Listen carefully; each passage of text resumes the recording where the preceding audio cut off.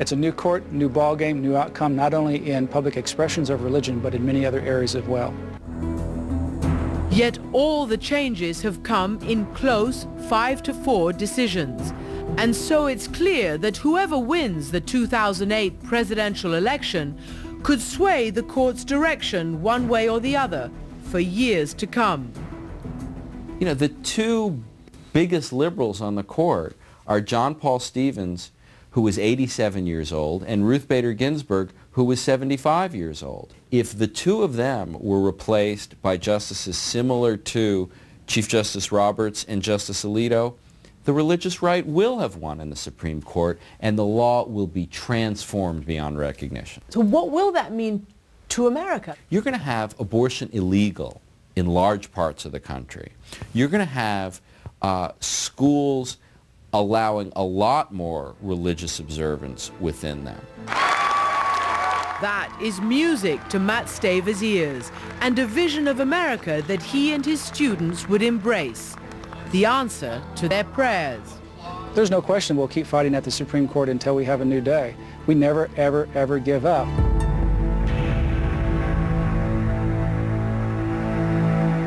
It's always good to see you. How are you? Very good to see you. Still to come, I meet a former president fighting to reclaim his faith from the right. It's impossible for a fundamentalist to admit that he is ever wrong, because he would be admitting that God was wrong.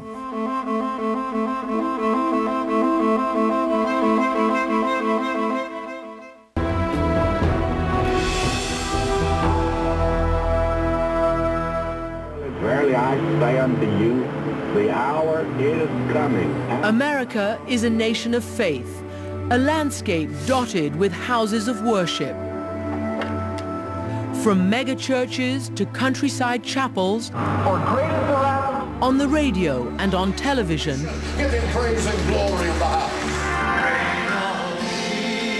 religion provides the soundtrack to much of American life. The chaplain will lead the Senate in prayer. Father in heaven. But America is also a country where faith and politics go hand in hand, where members of Congress pray on the steps of the Capitol. We will build a spiritual prayer wall around America. And where presidential expressions of faith, Thank you, and God bless you, are an American tradition. May God bless America. But I wanted to meet the president who experienced firsthand Jerry Falwell and the birth of the religious right, and who is still concerned about their influence today. Thank you for doing this for us so early in the morning.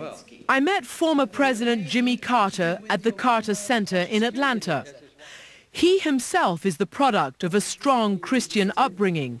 His father, a deacon and Sunday school teacher, who taught his son that faith and politics should not mix. I've always remembered that Thomas Jefferson, claiming to speak on behalf of all the founding fathers, said we should build a wall between the church and the state. Carter was open about his faith while running for president, describing himself as a born-again Christian and winning a majority of the evangelical vote in 1976. We never had any religious services in the White House. I never expressed any preference for my own Christian faith compared to others. But his presidency would be defined in part by religion and the emergence of God's warriors on the world stage. Most notably during the Iranian Revolution, where a religious fundamentalist took over a nation, making God and country truly one in the new Islamic Republic of Iran. I experienced fundamentalism in the Islamic faith when the Iranians took American hostages, and the Ayatollah Khomeini, who was a fundamentalist, felt that it was all right to hold foreigners hostage. 52 Americans held captive for 444 days. It was a major reason that Carter was a one-term president. And religion in America also played a role in ending Carter's presidency. Many evangelicals who supported this committed Christian Democrat in 1976, switched to the not-so-church-going Republican Ronald Reagan 4 years later. Congratulations, sir. Many had been swayed by Jerry Falwell and his moral indictment of American culture. Inside, they're selling the poison that cripples Americans' children. Did you ever think that Jerry Falwell and the religious right would get so involved and become so powerful in American politics? No, subsequently, that was a surprise to me of some degree. Out of office, Carter returned home to Plains, Georgia, and to his church. This is the first real indication of God's will for women to play a leading role in the early church. He taught adult Sunday school and still does.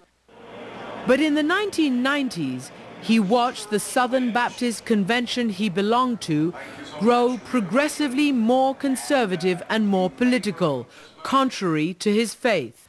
And they were, in my opinion, a radical departure from what, to me, the Baptist faith had always represented. In effect, they adopted a creed that said if you don't agree with this written document in its entirety, you cannot be a pastor in a Southern Baptist church. Especially troublesome to the president, an amendment in 2000 to the group's statement of beliefs on the role of women. From now on, like Muslims and Orthodox Jews, Southern Baptists would restrict the role of women. Women must be submissive to their husbands, and that no woman can be a leader in the church as a pastor or a deacon in the church, and that women are precluded from instructing men. So those things have been of great concern to me. The Southern Baptist Amendment on a woman's role passed in 2000. Carter then publicly broke with the convention. He's continued to speak out against what he sees as the growing influence of fundamentalism in many religions, characterized by rigidity, male domination, and exclusion. And it's impossible for a fundamentalist to admit that he is ever wrong, because he would be admitting that God was wrong. Jimmy Carter is working to reclaim his faith. I think the primary crisis that faces the Christian church in its totality is division. Along with former President Bill Clinton, they formed what they call the Celebration of a New Baptist Covenant, calling on Christians to focus on issues like poverty rather than on divisive issues like abortion and gay marriage. We have adopted as our guidelines a gospel based on peace and justice and humility and service and love that really helps people who are in need. Rather than?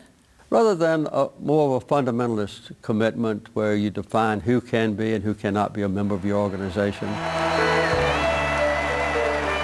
Critics say Carter is playing political games of his own, trying to mobilize a liberal Baptist vote. He denies it. But the president, who came into office with evangelicals behind him and left with the religious right opposing him, does have hopes for the next election. I really believe that the high power of the fundamentalist religious right in politics has reached its peak, and it has passed.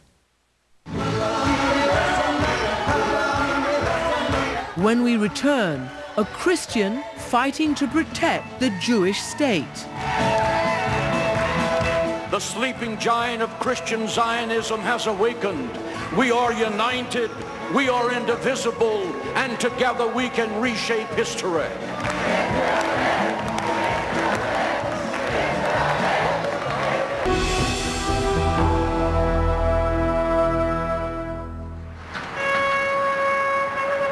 Welcome to Texas, where horses, cattle, and cowboy hats are a way of life, and probably not the first place you'd expect to see this.